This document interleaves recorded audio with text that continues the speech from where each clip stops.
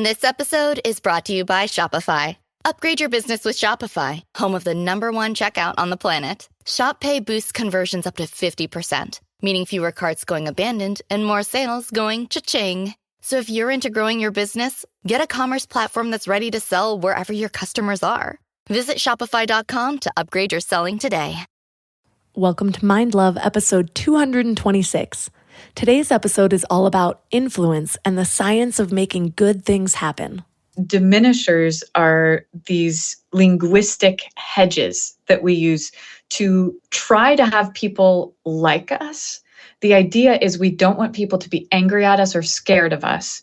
But what the real effect is having people not pay attention to us. It's very hard to pay attention to someone who's doing the thing that you were just modeling, like, just wondering, I kind of thought, I could be wrong. I don't know if this is a good idea.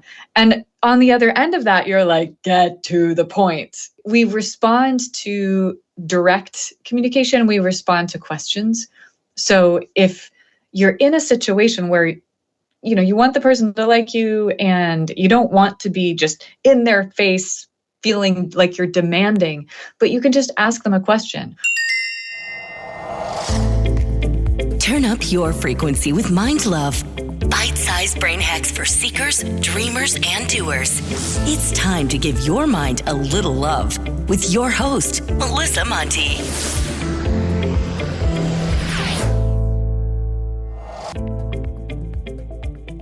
It's a new day, a new episode, and a new opportunity to subscribe to the podcast. If you're listening for the first time, don't forget to hit the subscribe button so you always know about new episodes. Plus, it makes you one of my favorite people. Because the more subscribers I have, the more I attract amazing guests to help better serve you. So don't forget to subscribe. Today, I'm excited to share a review from Lodima2361, who says, "Every morning I wake up and walk both dogs. While I walked, all the worst possible thoughts came up. I was laser focused on the negative to the point where I would cry for being stuck in the same patterns. I was aware. I just didn't know how to change it. Now, Melissa, I listen to your podcast while walking the dogs. Your podcast, your stories, tips, and heartfelt, genuine voice set the tone for my day. It has helped me so much. I'm so grateful." I actually have chills reading this review.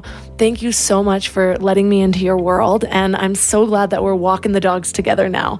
So thank you again for taking the time to write this review. And now on to the show. Who do you influence? What are you influenced by? Influence feels like an ever-evolving word. When I was younger, I only really heard it in the context of who is a bad influence or a good influence.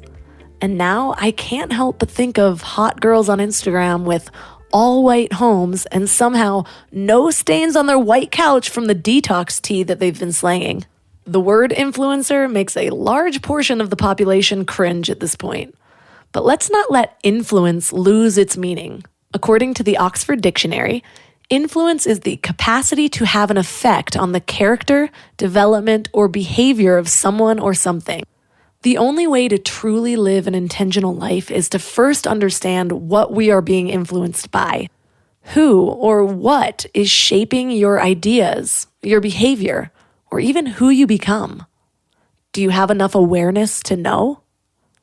If I'm being honest with myself, I think I only started to get clear on the outside influences of my life just a few years ago. One of my friends from my past started sharing things about following the money, and I was like, but how? How do you know where the money's coming from? But as with any seed planted, it started to take on a life of its own. If you know me at all, which you might by now, you'd know that I research everything to death, or I should say to life, because I definitely give every rabbit hole I go down plenty of energy.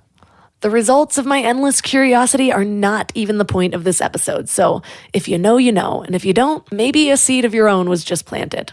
Just start with the most profitable industries and start asking if any of the crap they've convinced you of is actually good for you or just for them. It's why we lived by the food pyramid for so long when everyone already knew it was bullshit. Or when they knew for 10 years that smoking kills, but they kept saying that doctors recommend it. Or why billions of dollars go to symptom treatment rather than actual prevention. I could go on. Again, just look at the most profitable industries and understand what their motives are. Clearly, I'm passionate on this topic, but again, not fully the point of the episode. The point is, influence is powerful. A person who knows how to harness the power of influence can change the world for good or for bad. And turns out, power and money change people. It's science. Seriously, multiple studies show that power and money tend to decrease people's empathy. And a lot of people that control policies in food, health, taxes, or whatever have had power and money for a long-ass time. Which is why a lot of the system sets us up to sit down, shut up, and follow the rules without question. You and me and everyone else were taught to suppress our power, to follow authority, to wait your turn, and to not make waves. So are we just screwed? No. The antidote to being influenced by someone else is to understand your own power and to help others do the same, which means developing your own influence. There's the saying that if you stand for nothing, you'll fall for anything. And I have found that this applies to every area of life. For example, when I was first understanding what it really means to manifest my goals, which doesn't have to be woo-woo, it really just means to bring anything into reality. Well, the very first step is to get really clear on what it is you want. Whether you're taking the spiritual approach to manifesting or you're taking a practical, actionable, driven approach to combating your goals, you first start with clarity on the outcome. When I started to really want to change my life, I basically just began following a series of clarity and intention in every area of my life until I started to feel and see a difference in myself and the things around me. Yeah, it takes work, and it's a lot more manageable, approached one step at a time. But the fun part is that the moment you get really clear on what you want and what's important to you, the universe seems to provide the steps to get there and the power to see through all the bullshit that might lead you in the wrong direction. And then guess what happens? You become influential. And you become influential because you're already clear on what you want, on why you want it, and on how to get there. So people naturally follow your lead. Or I should say that you reconnect with your natural born power of influence to embody what you were born to do, which is to stand in your power and make your mark on the world. Why else would you be here? And while part of it comes naturally, there are definitely things you can do to help yourself become more skilled in this area. So today, we're harnessing our power of influence, whether you want to transform your life, your organization, or even the course of history. And we're going to learn an ethical approach to influence that will make life better for everyone, starting with you. So 3 key things we will learn are the single best predictor of human behavior, how to spot manipulators before it's too late, and the one thing that influences behavior above anything else. Before we go deep today, I want to give you a little gift, and I want to give it to you every single day. It's called the Morning Mind Love. I know how life can be. You're all fired up after an inspiring episode, and then a new day or a new challenge comes at you, and it's just hard to keep up that energy. Well, the Morning Mind Love is kind of like an oracle from your higher self to help you start each day with a positive focus. Plus, when you sign up, you get 2 free gifts, a 30-minute binaural meditation and 30 days of journaling prompts to help you remember who you truly are. And it's all completely free. So join over 9,000 people and go to mindlove.com to sign up or text the word morning to 33777.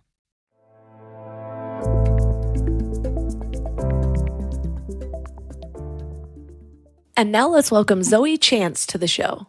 Thank you so much, Melissa. It's a real honor to meet you. So what led you down the curious path to understanding influence and how we can be more influential? I was so uninfluential that I became interested in influencers out of desperation. And this was starting when I was a kid. I was so shy. I had this theory that my voice was the same frequency as the ambient sounds of the universe. And that's why nobody could hear me when I talked, although probably I was just quiet. So I was very self-conscious. I also grew up in a bohemian poor family in a wealthy area where everybody else had more money than we did. And I guess the feeling of being an outsider in those experiences and other times of my life got me curious to understand what is it that people do to connect with each other? And a huge nerd, apparently. So I've studied that intensely. So lately, because of the rise of social media and influencers, I feel like people have lost sight of what the word influence even really means. So when you talk about influence, what does that mean to you? I'm glad that you're asking about social media influencers, because that's the negative connotation of that especially, but social media also is not what I'm writing about in this book. And I want to ask you too, because I'm curious what you think of social media influencers. But influence, I use just the broadest definition, being anything that we do that can spark a shift or a change in somebody's thinking or somebody's behavior. And most of what I write about and teach about is interpersonal influence and persuasion that happens in conversations. I'm curious though, Melissa, what is your take on social media influencers? I have like 17 different takes, I feel like, because I know a lot of influencers personally, and they are like the epitome of what you'd think of when you think of influencers, with millions of followers on Instagram, living in LA and doing what I do. I think it's easy to find that culture, really. And so with the people that I know personally, I know their hearts. I know what they are setting out to do and the change that they are desiring to make. And that's really what it is understanding that maybe, like for me, for example, people may think of me as an influencer in some ways, even though my presence is more in podcasting. And for me, I don't think of myself as an influencer at all, because then I also think of the ones that I'm scrolling past that have like a thong on that are then talking about their detox tea, you know? And so I'm like, all right, well, there's the ones that are just being paid to promote products and basically use their hotness most of the time to push something. So I get that and I feel that negative connotation. But for those people that I know that are doing it authentically, it's that I have spent a lot of time being really intentional about specific areas of my life, and I might save you the research by sharing what I've learned. And so that's how I think of having influence and for those authentic people or accounts that you see. But I do know that there's definitely a downside, and it's hard to know what to trust because you don't really know what's pushing their agenda. Is it just money, or do they really use this detox tea? And is that how they got that ass? You know what I mean? Yes. And that last part is the most important question here. Yeah. And I think what you're saying just is a very simple distinction that isn't going to work for all situations, but is this social media influencer pimping products, or are they not, right? And it's different from, like, do you have affiliate links to some products in some places on your site or whatever, versus is it the main thing that you do, that you show up and share your hotness and pip the detox tea or whatever. I live in the Northeast and I live in a nerdy college town, so I don't know those social media influencers, but I used to live in LA, and it was really fascinating to me, just the culture of superficial beauty and what it was like to be a woman in that area and with so much intense attention on that. There's somebody that was a mentor to me actually when I was launching my podcast. He was one of the original podcasts I started listening to on building a business and creating passive income. His name is Pat Flynn. And I feel like he has done the influence game in such a fantastic way. He even wrote a book called Superfans, which, just a little horn toot, I'm actually written about in that book. That's amazing. But he talks about how he's gained so many superfans, people who actually write him physical letters and send him things and say that he's changed their lives. And on his courses, he has an honest disclaimer. I do too. I've taken a lot of courses that have honest disclaimers that, you know, the products that I mention, expect that they'll have affiliate links, but know that I've also vetted these. And I think of that too, because I have sponsors on my podcast, and I say no to more sponsors than I say yes to, because I want to only be sharing things that I love, that are actually something that I find very helpful, that I believe in. But it's a slippery slope because I know like there have been times where I get an offer for X amount of money and I'm like, it'd be so easy. I don't hate it. It's not like I think this is terrible, but I also don't love it. And so I've got to like sit there. Usually I go and meditate or talk to my husband, and my husband's a good voice of reason. And he's like, remember what you said when you started this? And I'm like, yes, thank you. I want to stay true to who I am. But like I said, it can be a slippery slope for some people. And in general, I don't think people know how their influence even works, how that authenticity, I think for me at least, that shines through. I can tell if something means something to somebody. And so somebody like Pat Flynn becomes somebody that I respect and that I'm more likely to listen to. So when somebody's considering how do I build my influence, because I do want to make it clear that influence is so much more than just like your Instagram followers. Influence has been around way longer than that. To invoke any sort of change in the world, you need the power of influence. And so it's not to be confused with manipulation. It's like, how do you make good things happen, as is the subtitle of your book? So how do you become someone that people want to say yes to?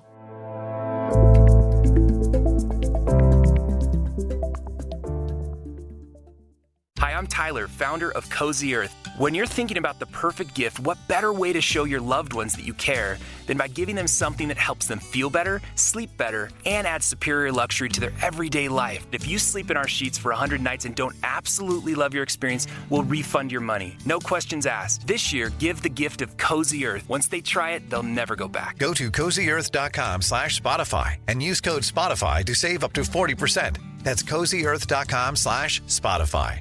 My dad works in B2B marketing. He came by my school for career day and said he was a big ROAS man. Then he told everyone how much he loved calculating his return on ad spend. My friends still laugh at me to this day. Not everyone gets B2B, but with LinkedIn, you'll be able to reach people who do. Get a $100 credit on your next ad campaign. Go to linkedin.com/campaign to claim your credit. That's linkedin.com/campaign. Terms and conditions apply. LinkedIn, the place to be.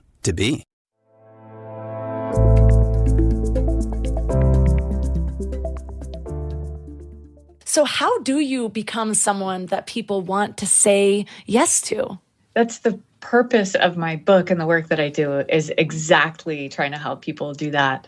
And I think you're a great example, Melissa, of somebody whose authenticity shines through yourself. That's what I thought you were saying. You are so committed to sharing all these different parts of you, right? Including some personal stuff that not everybody shares, and also just being willing to go and interested in going to deep, dark, interesting places with your curiosity and conversations. And for you, if you were to start pimping products that you don't care about, that would be a betrayal of your whole brand, because your whole brand is authenticity as well, right?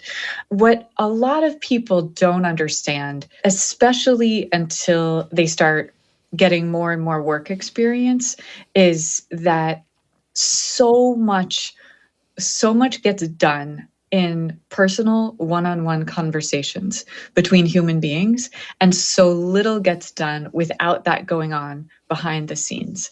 So I teach things like charisma and public speaking, and also behavioral economics and nudges, which is an area I've done a bunch of research in.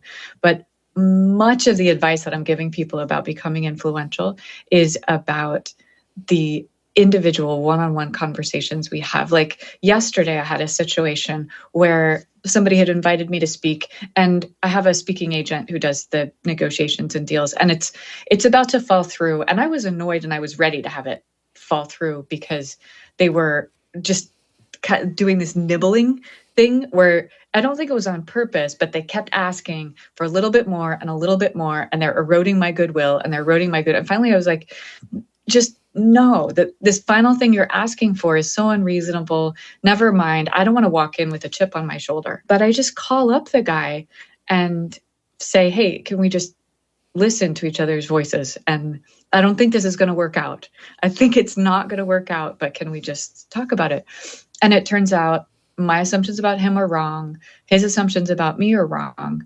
And all he really needed to take out this final clause that was going to be the straw to just destroy the deal. All he really needed was to hear my voice and to hear me say, no, this is absolutely important. And I'm a person with integrity, and 100% I'm going to be there for you. And I'm not going to walk away for some stupid thing, or like it. He didn't know that I'm not going to walk away and take another talk on that day from somebody paying me more money, because he's thinking that would make sense for a person to do that. And I'm saying, I understand why you think that, but actually you can't be a professional speaker and run your business that way. You can't just like always be looking for the better thing and the better thing. You have no integrity and nobody wants to hire you and no agency will represent you. But another much bigger situation than that, that a lot of us are thinking about right now, is the war in Ukraine, right? And what we see is President Zelensky and so many of the leaders of Ukraine right now, at least this week that we're talking, and the past couple of weeks, are calling all these other leaders and calling out, even social media call outs to people like Elon Musk and other tech giants, asking people individually for help. And then we individually, we go and we ask the leaders of our organization or invite our friends to participate in this. If defeating Putin is one of the good things that we want to happen. Yeah, I mean, influence, we've seen it play out in the last 2 years of exactly how to just show things from every single angle to make sure that people are moving in a certain direction. But I know that there are a lot of misperceptions that we have about being influential or having influence. We've kind of touched on it when we think about that almost negative word, influencers. What are some of those misperceptions? One of the misperceptions, maybe on the other side of this, that a lot of people have when they walk into my class is they believe that you can take this class called Mastering Influence and Persuasion that will lead you to master influence so that you could get anyone to do anything. The idea of someone who could sell ice to an Eskimo. And first of all, that's completely just not true at all. No Eskimo is ever going to buy your ice. But that is not the way that influence generally works. If you want to get stuff done in the world, you are spending far less time trying to convert skeptics and far more time trying to motivate the willing, trying to activate your allies. So that's another big misconception we have. We also have this misconception that people will like us less when we ask for more. And people's liking for us has to do with how we treat them, and it doesn't have to do with what we're asking for. Sometimes even asking somebody for a lot can be a compliment, and it can be inspiring, and they can lead to that person respecting, admiring you more.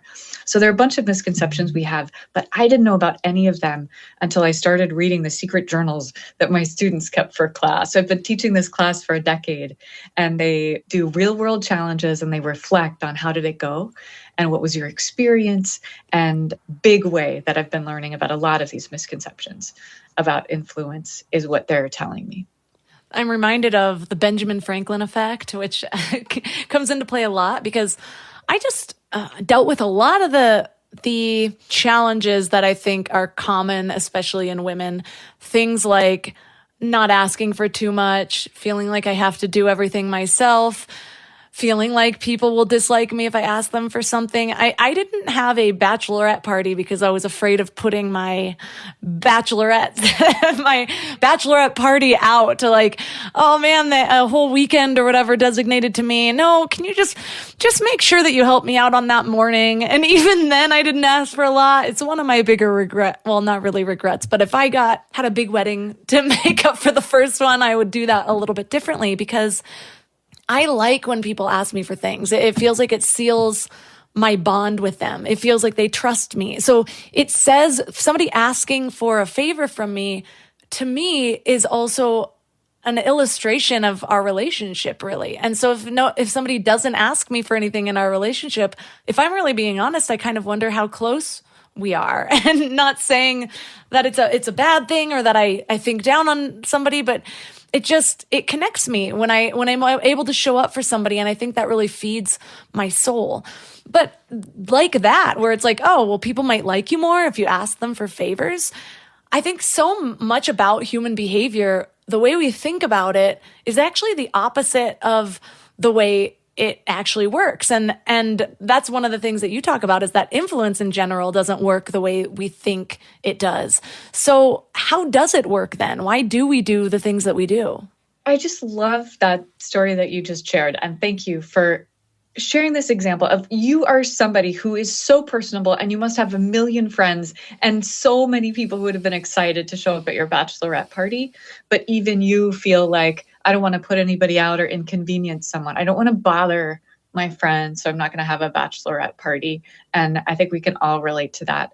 It surprises me every time I hear somebody like you who seems confident, extroverted, and it would be easy to be asking for stuff. But I would say I've never met anyone who's comfortable asking for things in every different domain. So a lot of what we do in the class and the challenges is asking practice. And we do cover 7 weeks and 21 challenges in those 7 weeks of class. By the way, in the summertime, I'll be launching a free course called How to Ask for Anything that will be on Coursera and translated into 8 languages. So asking is a big passion of mine. The big misconception about how influence works scientifically that people have is that we tend to think, especially those of us who are smart people, and those of us who are kind people, and we're dealing with other smart people, we think that we should just give them the facts, the information, the data, and they will make the right decision. And we shouldn't have to do,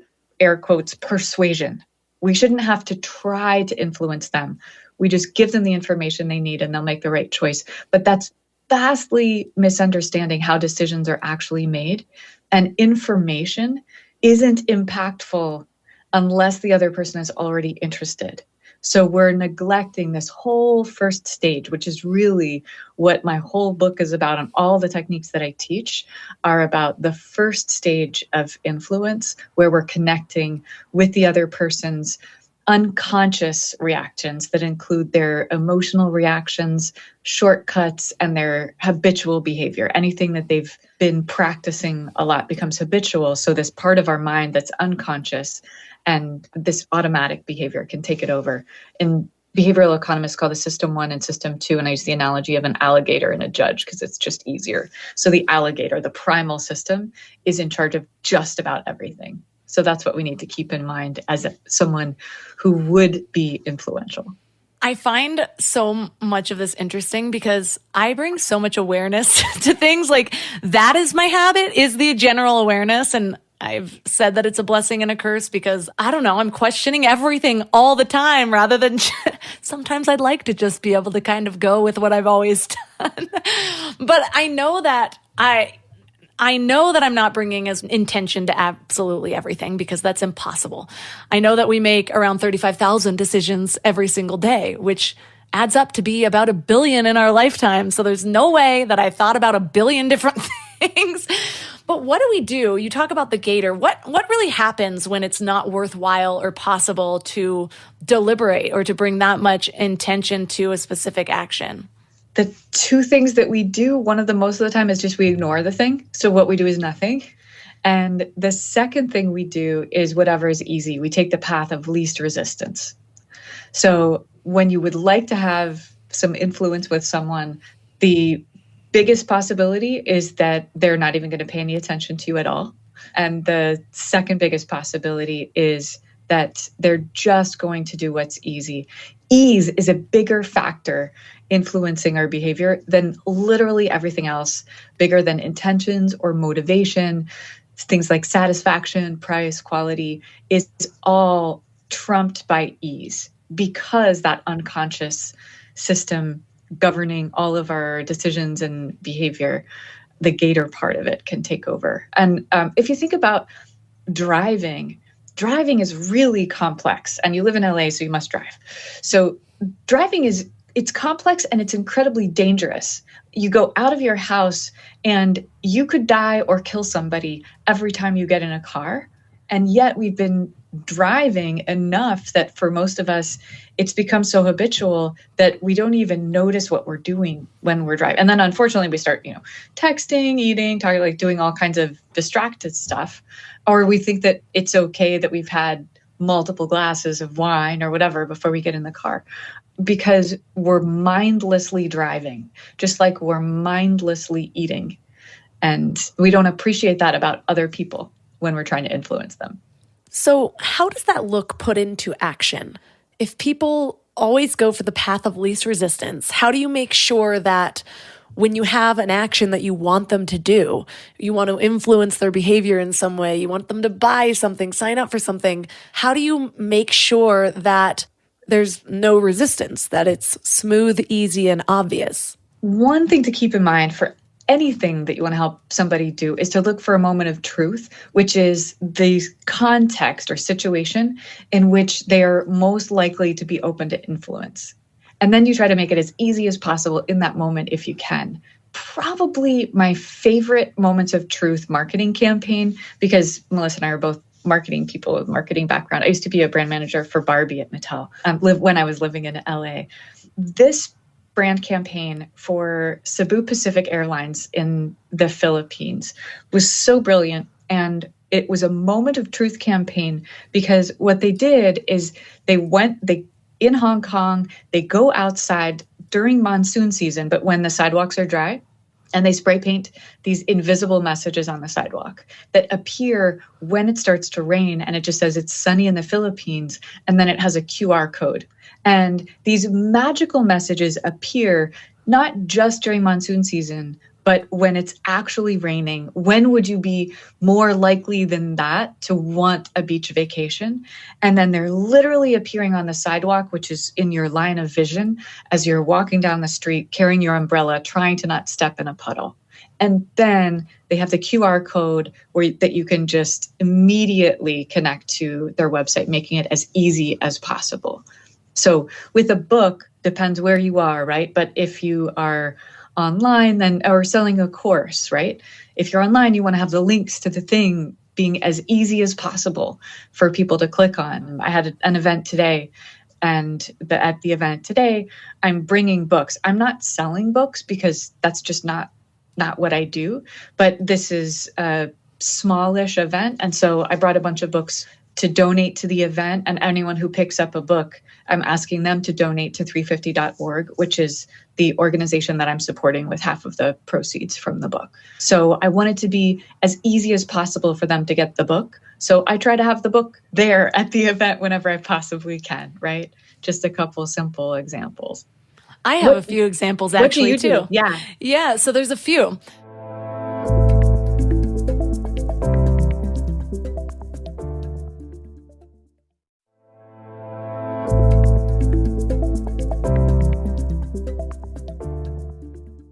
I have a few examples actually too.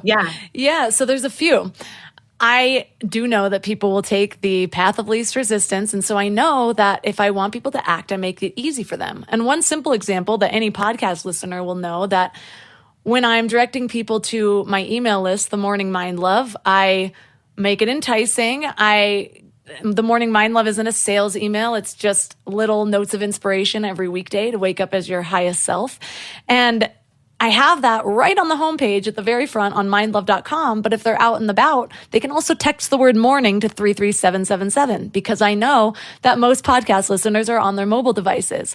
That's example. Amazing. That's amazing. Another example of this when I was launching my podcast, and this is a more kind of out there example, but I was launching my show with zero influence, no audience at all. And so I had planned to go to WeWork, my co-working space, and tell everyone I knew about my podcast. And when that day that I was launching, there was actually a ton of fires around LA. And this is less about, this is kind of a making it easy thing, but I was like, well, how can I use this opportunity? Of course, fires burning, and I'm thinking about launching my podcast, but I went to the nearest CVS and I bought all the smoke masks and I set up on floor 2 and posted on the WeWork network, free smoke masks on floor 2. And every time somebody came down to get a smoke mask, I would tell them about my podcast. I would take their phone to actually subscribe to it. If they didn't have an Apple ID, I would set it up for them and then ask them for a review. So I was doing the steps for them to make it as easy as possible to help me out. Or in the same token, when I ask for testimonials for things, what I usually do is I'll reach out and I'll pre-write the testimonial based on that person's voice and then say that they can change it if they want to something that fits better. But a lot of times really busy people will just say, yeah, I approve, go for it. And so those are just little ways that I use the path of least resistance to basically have some sort of mutually beneficial thing or asking for a favor. Yeah, it's brilliant. And the texting thing, because people on their mobiles, great. I love the smoke masks. I love the smoke mask idea. And I think that most people have no clue how much individual attention it takes to have people take action. And most people just would never in a million years realize that what you need to do is go out to CVS and buy the smoke masks. And then it's not just buying the smoke masks and letting everyone know that you have them, but physically taking their phones, setting up the Apple ID and helping. But that's it. That's the game of influence, if you want to call it a game. And most people don't understand, and I didn't until I wrote a book, that book reviews are not something that just massively easily appear on your behalf. And I understand you're writing a book or you're thinking about writing a book. Yes, it's been in the mental works. There's no pages written yet. Don't let me get that clear. But I have known I was going to write it my whole life. And all of a sudden this last year, I can like feel it coming out of me. So I'm beginning the process and I'm just like, yeah, kind of asking people I know. I'm in the brainstorming phase of like, what are these first steps to writing a book? Do I just write it? Do I get an agent first? How do I do this? So I need to also realize that I've got to take the path of least resistance and have some people lay out some steps for me. Yeah.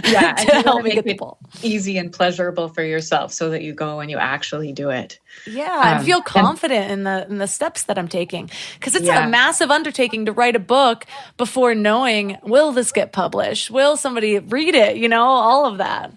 Yeah. And I got so much help writing this book and every possible stage of it. So I could have never done it by myself at all. And besides, I have 2 agents who are great, editor at Random House who's amazing, and then all of the people who are helping the book come into the world. But I hired an outside editor and I hired a writing partner who was working with me. Ending up, the 3 of us were on the phone every single day for at least a year during the lockdown. And my writing partner, Anne-Marie, was working with me full time for a year and a half. So I don't enjoy doing things by myself, and I find it hard to do things by myself, and I don't do a good job of meeting my own deadlines. So I try to have other people working on all my projects. And when I then launched this book, I brought together a group of other book authors, mostly behavioral scientists, that we help each other shepherd our books into the world, and we help each other share the messages, and we cry on each other's shoulders, and we ask questions and advise. I just believe a lot in social support, and there's plenty of research to support the idea of social support, but for me as an individual human being, it's social support that I need to get things done. And that social support often takes asking people for help. I think so many people are waiting around for an offer. And I think a big thing that I've learned in life is that no one's going to offer to change your life for you. I mean, that's very rare. And usually when they do offer, you're not ready because you haven't even asked anybody yet. So the offers go to waste anyways. Or they're offering to change your life, but what they really want is to take all of your money. Yes, that is very true, especially online these days. And I know that asking is so important to our own influence, which I feel like people don't really realize, because whenever I speak about my podcast growth, most of the big opportunities that I got started with a big ask. And it's funny because there's areas in my life where I am so shameless about the ask. And then there's other areas where I won't even sort of approach it like something. And it tends to be the opposite things as for most people. Like I can't ask for a bachelorette party, but I'll go straight up to Elon Musk if I see him and be like, hey, I need to ask you a favor. What is it for you? Is it a personal, professional thing, or what makes the difference? I believe in myself in particular ways. And I think that this awareness has led to it evolving in other ways. But when I put a lot of effort towards something and I believe in it, like, for example, the course I'm working on or the podcast that I launched, I knew the value of it. Like, I put my all into it, and I believe that it's going to be valuable for somebody. And so in those situations, I have no problem just saying, hey, I deserve to be featured here. I'm going to ask for this speaking opportunity and go on stage and blow people's minds. And I still believe in my power to do that. That has a value to it.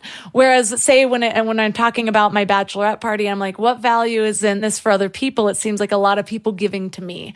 And I know that's a silly way to look at it, because we talked about the fact that people like to show up for others, but it's still harder for me. For some reason, I still have trouble asking people for like general favors. I almost had like a panic attack asking my cousin to host my baby shower this last year, but I did learn my lesson from my bachelorette. So I was like, okay, I'm going to do this, but I had to like wipe my palms and like do a breathing exercise. And then I'm like, and then I did all the diminishers, which I cannot wait to talk to you about, because I was reading it and I was like, oh my God, this is all me. Like, so this might not be a good idea, and I could be wrong about this, but maybe we can like all this fluff around one sentence of just, can I have my baby shower at your house? I'll do everything. You don't have to do anything. And she's like, don't be ridiculous.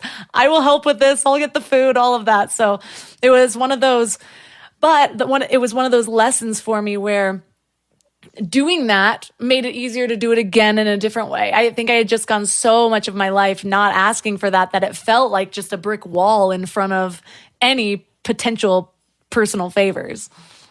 Yeah. And women get asked for so many more favors, and we ask fewer favors because we, even more than men, although men also have been conditioned to be self-reliant. And it's this double bind that leaves us depleted from helping out everybody else, but not getting enough help ourselves for so many of us. And though it's awesome that you do have this confidence to put yourself out there in all of these other ways. And there's so many people listening, I'm sure, who just wish that they could have that you have. And go ahead. Go ahead. Yeah. Yeah. Because I brought up the diminishers, it's definitely something that I want to talk about, because I know we basically get in our own way based on the way that we ask things. What are some of the ways that we diminish our asks? Or diminish anything that we say? Yeah. I talk about diminishers in the chapter on charisma, because diminishers are anti-charisma. Charisma is you shining on stage, or, metaphorically on stage, big and bold, and you shine your heart out. Everyone's paying attention to you. And diminishers are these linguistic hedges that we use to try to have people like us. The idea is we don't want people to be angry at us or scared of us. We use diminishers to have people like us, but the real effect is having people not pay attention to us. It's very hard to pay attention to someone who's doing the thing that you were just modeling. Like, so probably a bad idea, but just wondering, I kind of thought I could be wrong. I don't know if this is a good idea. And on the other end of that, you're like, get to the point, right? Or you've just tuned out completely. And it's not that you need to be charismatic all the time and shining like you will when you walk up to Elon Musk and say, I have a great idea for you. Can you do me this favor? Right? And you say it directly. We respond to direct communication. We respond to questions.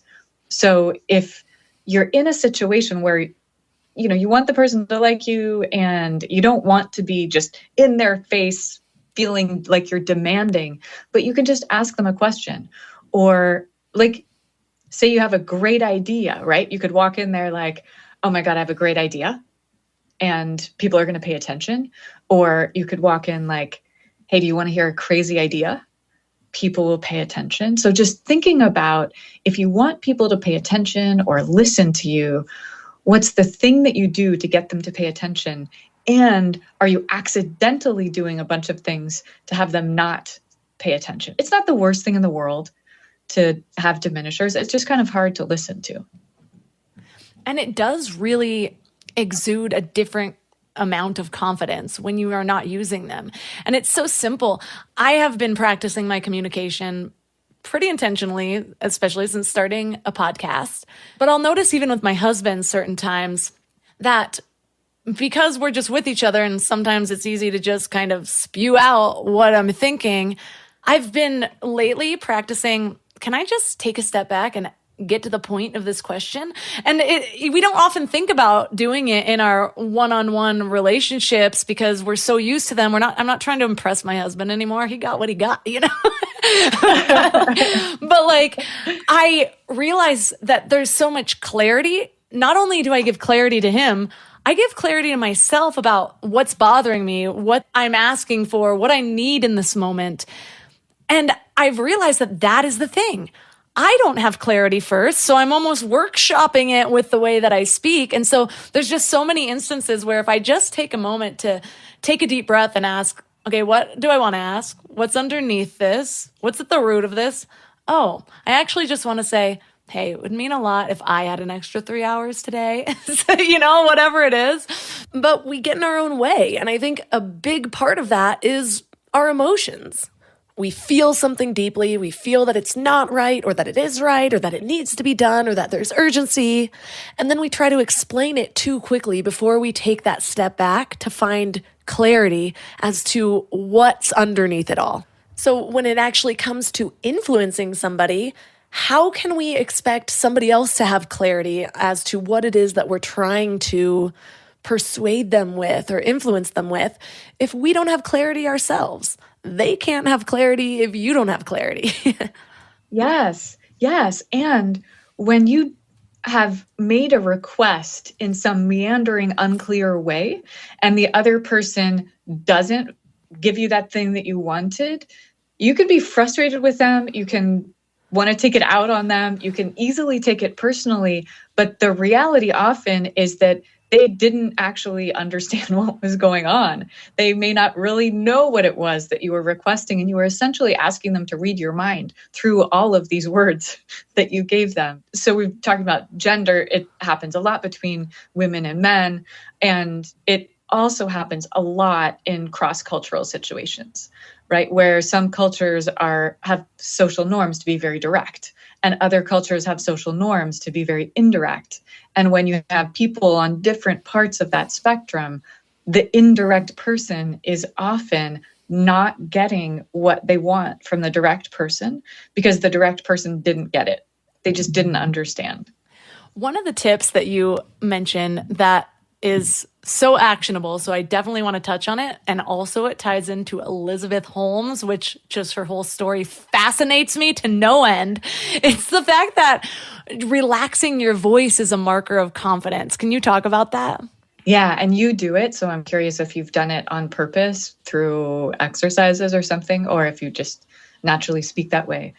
So Elizabeth Holmes, and I find her fascinating too, she talks in this growl, right? And when she was revealed as a fraud by John Carreyrou, I don't know if that's the right way to pronounce his name, there were so many people online who were saying they knew she was a fake. We should have known she was a fake because she has this fake growl. And some people are saying, I used to know her when she talked in her girl voice, before she talked in her old man voice.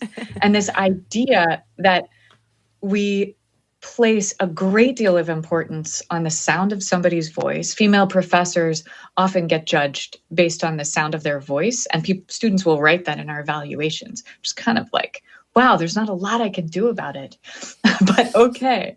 But there is the misunderstanding that Elizabeth Holmes herself had, which is if people are right and she was intentionally trying to lower her voice based on some research that people with lower voices are judged to be better leaders, to have more leadership qualities. And there's a question about how much sexism goes into this. But the truth is that when we are judging people, when we're listening to somebody's voice, having a voice that drops down to your natural low register versus that gets a little bit squeaky and it goes up a little bit, but what you hear is it's being constricted. We feel more confident and trusting in people who speak in their natural low register because that's a sign of being relaxed. It's a sign that you've relaxed your vocal cords and your diaphragm and your lungs. And being relaxed is a sign of confidence. So we trust people who are displaying confidence, and it doesn't matter what gender you are or how naturally high or low your voice is.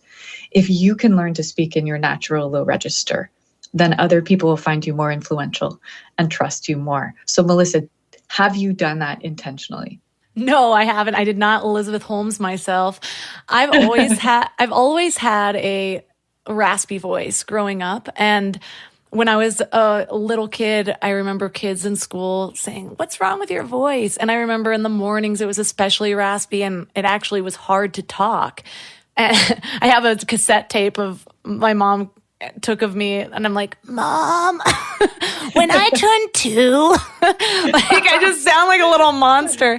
But growing, it wasn't quite as raspy in my like preteen ages, but it was, I would lose it all of the time.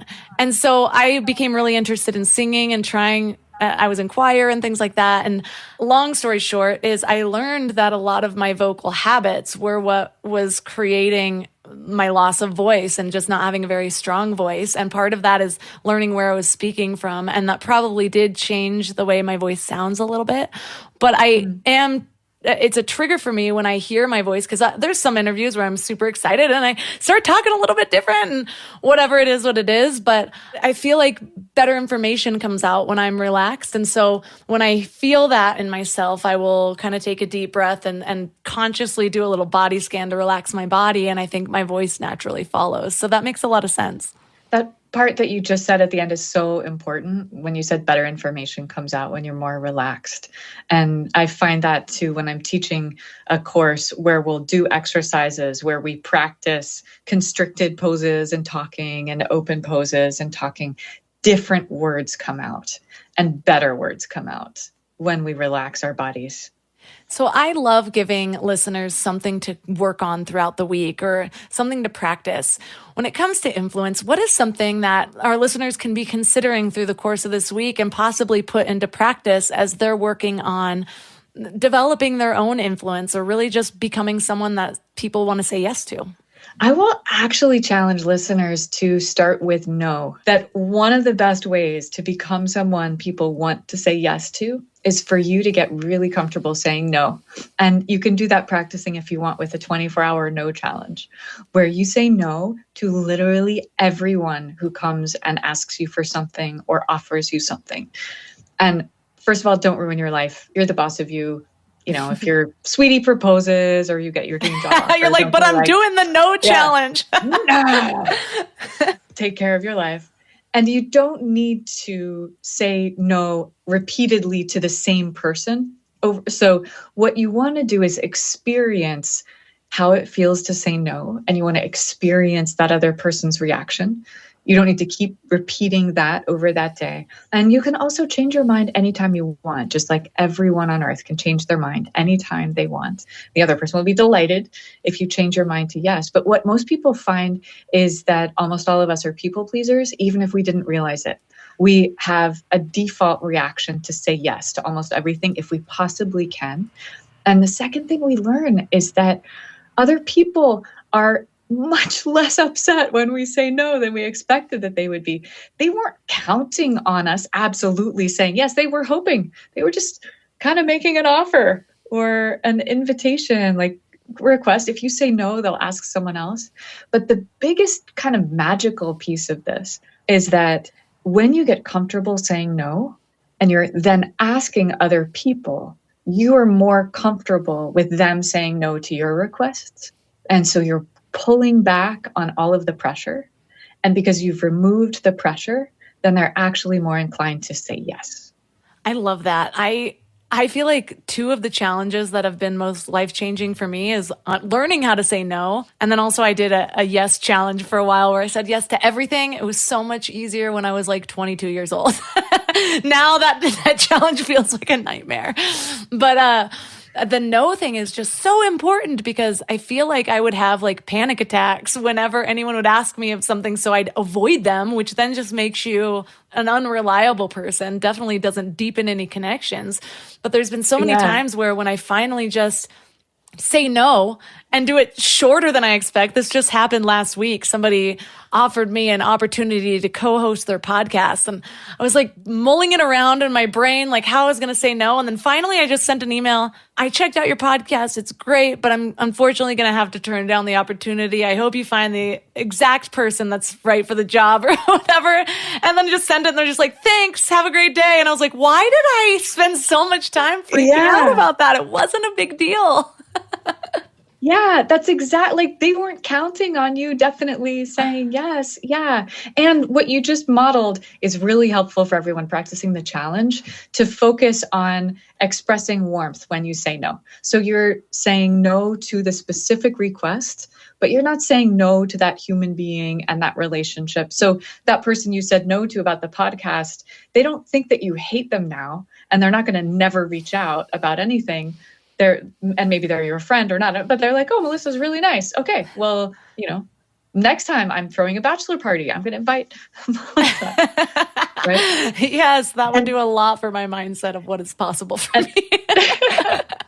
and you can practice expressing enthusiastic, warm no's, like the alternative to your podcast sounds great. Hope you find the right person. Have to say no is like, oh my God, I would absolutely rather die. Thank you for asking, but it would be my nightmare. So a friend recently invited me to a play of Twelfth Night, and I was like, oh my God, I hate Twelfth Night, but thank you. And she's like, oh, that's a great reason not to go. Right? That's so funny. Well, I think that we have a lot to work with, and your book is just so full of just really actionable things and examples. I love how there's even like visual graphs for different options of responses. And so I highly recommend it for anybody that's looking to build their influence, whether it's online or just in the workplace or even just with your friendship circle. There's so many, it's not just a business related skill. I think it's the power that we all should have. I mean, we see the world. A lot of us have a lot of things we wish to change in the world, and it's almost impossible to do that if we don't have some sort of influence to start within ourselves. So for listeners that are resonating with you and want to learn more about you and your book, where's the best place for them to connect with you? Come to zoechance.com. It's very easy to join my newsletter and find a link for the book. And I will let you know about the How to Ask for Anything course when that comes out in the summertime. Thank you so much, Melissa. All the links to this episode are at mindlove.com/226. So your challenge for this week is to first get clear on what's influencing you. In what areas of your life have you not brought a lot of awareness or intention? We default to autopilot before we take these steps, almost in everything. You find things that you've always done, or that you've just followed the crowd, that you've never really questioned. And to understand where you're starting is the first step to getting really clear and intentional about the life that you want. So let's start with that before we go any deeper. And let me know how it goes.